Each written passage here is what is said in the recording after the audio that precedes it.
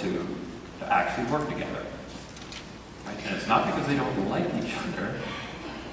It's actually because they scare and worry each other. Because they have these prototypical clashes that I'm hoping, imagining, are familiar to you. So in an analytical thinking organization and mode, all tasks tend to be ongoing tasks.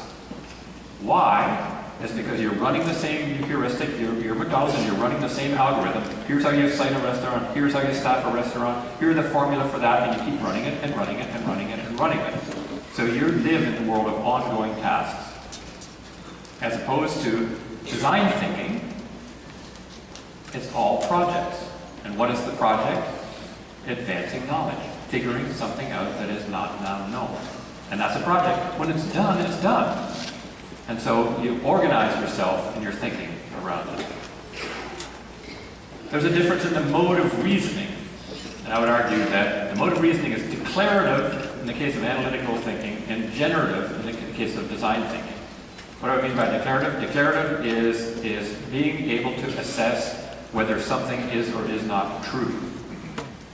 And that is the aim of deductive and inductive logic, the two kinds of logic that are taught in universities around the world, and are typically taught as the only two useful ways to think in life.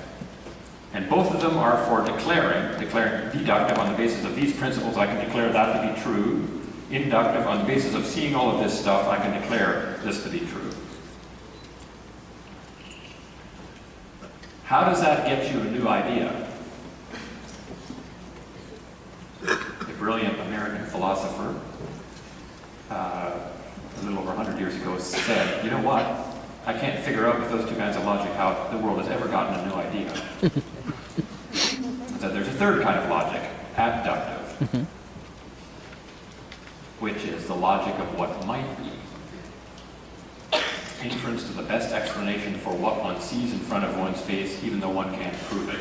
That is the heart of generative reasoning. And you need generative reasoning to move to the next stage of the knowledge domain, the knowledge funnel. Now, the challenge is, in most corporations, it's illegal. Because there's the use of two words, and for any company that I talk to that says, well, how can I get more design thinking? How can I get more innovation and creativity? What do I tell them? I tell them, ban two words when used together. You can use them separately, because one is a very commonly used word, it. You can use that anytime you want, except right next to another important word, prove.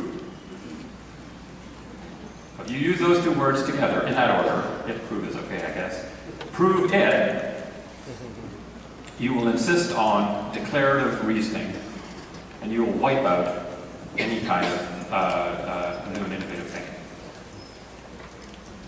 Because you can't. You can't prove it. You can imagine the possibility. And I think, actually, what Sir Ken, Tim, Eve were talking about this morning was imagining the possibility. But that generally doesn't fit. And why in businesses, and why? It's because that's not the business they're in. They're in the business of honing and refining within the existing knowledge. It's reinforced by the source of status. In businesses, the source of status tends to be managing big budgets and large staffs. In the world of design thinking, it's solving wicked problems, again, of the sort that Tim was describing. Those are the wicked-esque problems, and solving wicked problems is what gets you status, love and affection from your fellow workers. And the dominant attitude within analytical thinking is constraints are the enemy. So we hate constraints, and we're fearful of them, and so we have to live within the constraints in sort of a fearful life. Whereas in design thinking, constraints add to the challenge and excitement, because it makes the problem more wicked, and that's more fun to apply generative reasoning to it. So I'd argue that you get these prototypical clashes because analytical thinking is oriented towards honing and refining within the existing knowledge stage. Design thinking is about moving across those stages, and it's a different kind of thinking that's required for the two. So when designers feel that they're in hostile territory, there's a reason. They aren't hostile toward you, but the way you think is foreign, worrisome, and dangerous feeling to those folks. And they are foreign and dangerous feeling to you. So what do? If you want to design in hostile territory, I think there are 5 things you can think about doing. One is to take design unfriendliness as a design challenge. This is my only complaint about designers.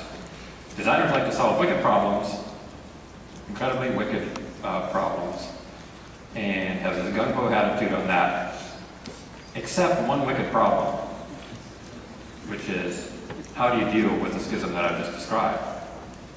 How do you design a way of working with analytical thinkers who are trying to hone and refine in the current state? And I see designers punt on that more than anything else they punt on. And I would argue that if they dove into that and treated it as the great design challenge, alongside the design challenges Tim was talking about, and can design, they would be better off. First and foremost, you have to empathize with them. If you're going to do number 1, you got to do number 2, and understand why they're doing what they're doing. And they're doing what they're doing because they're in a culture and in a context. The context was talked about earlier, or Ken talked about that. They're in that context, but they're schizophrenic about it.